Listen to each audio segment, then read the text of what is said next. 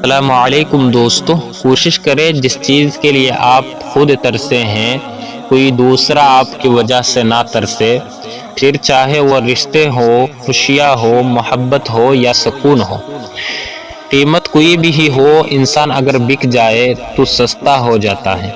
کامیاب لوگوں کی غیبت کرنا ناکام لوگوں کی مجبوری ہوتی ہے، اس لیے درگزر کر دیا کریں۔ جو لوگ غصے کو پی جاتے ہیں اور دوسروں کے قصور معاف کر دیتے ہیں، ایسے لوگ اللہ کو بہت پسند ہوتے ہیں۔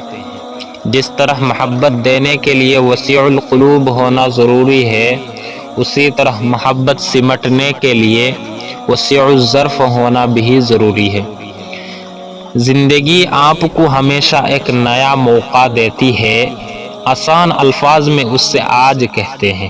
السلام علیکم۔